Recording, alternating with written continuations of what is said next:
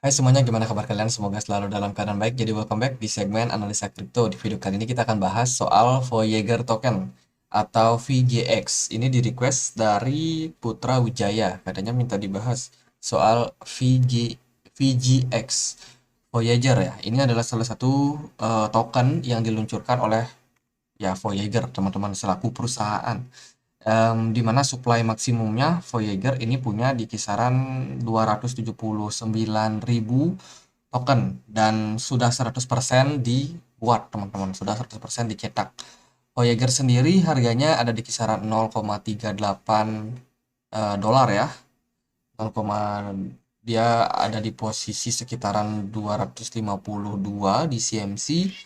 Dan kalau kita lihat informasinya di sini, ini adalah cryptocurrency broker yang memfasilitasi investor tentang kepercayaan dan juga keamanan untuk mengakses crypto aset trading. Jadi kalau kita lihat dia di launch di Oktober 2018 di mana mensupport sekitar 55 crypto aset. Jadi Voyager ini adalah perusahaan exchange, teman-teman, atau broker ya. Nah, ini Voyager token ini adalah token dari exchange milik daripada Voyager sendiri. Dan kemarin kalau teman-teman ikutin, Voyager ini sudah sempat dinyatakan bangkrut bersama dengan Three Arrow Capital. Ini masalah waktu FTX dan kawan-kawan itu menyebabkan ya ini juga kena kasus di mana Voyager akhirnya menderita kerugian sehingga dia dinyatakan pilot. Tapi belakangan Binance US itu pengen mengakuisisi Voyager Digital, teman-teman, dan sekarang ini masih dalam proses penolakan daripada para regulator. Ya, Binance nggak dikasih nih buat mengakuisisi Voyager.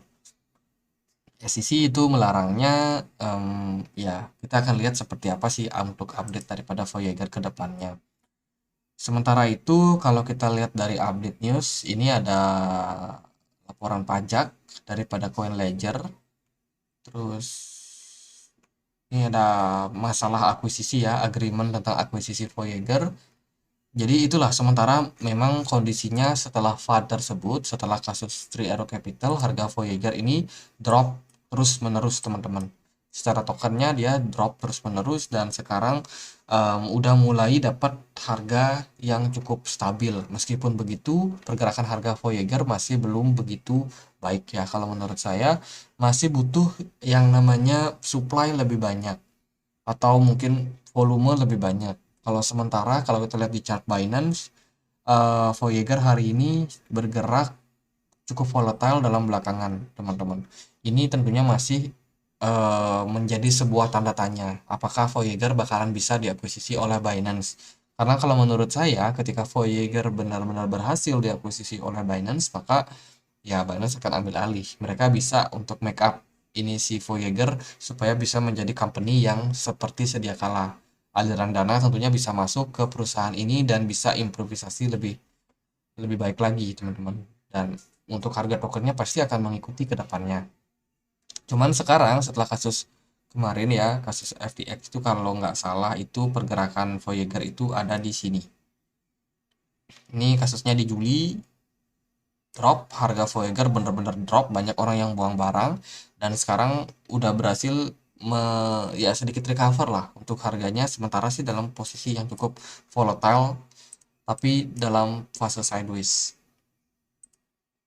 Untuk Voyager gimana? Kalau menurut saya itu yang menjadi fokus kita sekarang adalah apakah regulator Amerika Serikat akan memberikan Binance kesempatan untuk mengakuisisi Voyager. Kalau iya, maka ini akan menarik buat harga Voyager ke depannya, teman-teman. Bisa jadi Voyager bakalan kembali menguat seperti sedia kala.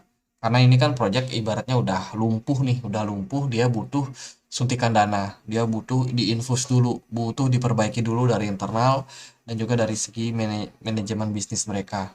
Ya, dia butuh yang namanya akuisisi ini untuk menyelamatkan Voyager ke depannya. Nah, kalau itu tidak terjadi, maka ya kita bisa say goodbye untuk harga Voyager ke depannya. Mungkin harganya nggak bakalan naik lagi, teman-teman. Bisa jadi bakalan tetap drop ya dalam kondisi penurunan karena memang sudah sedikit adopsi. Tapi dari poin yang baik sih mungkin volume ataupun supply mereka, maksimum supply mereka sudah tercapai. Dan kalau sudah tercapai artinya kemungkinan buat dia mengalami inflasi terhadap harga koinnya tentunya semakin kecil. Which is ini sebenarnya bagus untuk yang namanya adopsi daripada Voyager ke depannya. Itu sih yang bisa kita perhatikan untuk sekarang. Dan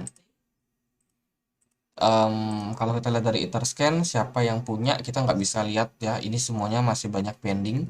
Untuk masalah transaksi di Voyager, kalau kita lihat dari Etherscan ini banyak transaksi pending, bahkan 1 harian pending teman-teman. Ya ini ada masalah sepertinya dalam transaksi yang dilakukan. Ini ada yang pending, sementara transaksi yang sukses itu ada juga sih 10 menit yang lalu. Ini dari Binance. Ya gitulah sementara, buat Voyager semoga bisa bermanfaat. Ini masih masih banyak ketidakpastian teman-teman. Kalau teman-teman mau masuk ya mendingan masuk dengan harga atau ya sepantasnya lah, dana sepantasnya, jangan terlalu berspekulasi. Tapi kalau spekulasi kalian berhasil, kalian tentunya bisa berpeluang buat dapat cuan yang sangat besar. Jadi gitu aja buat Voyager, semoga bisa bermanfaat, dan akhir kata saya Andri, makasih.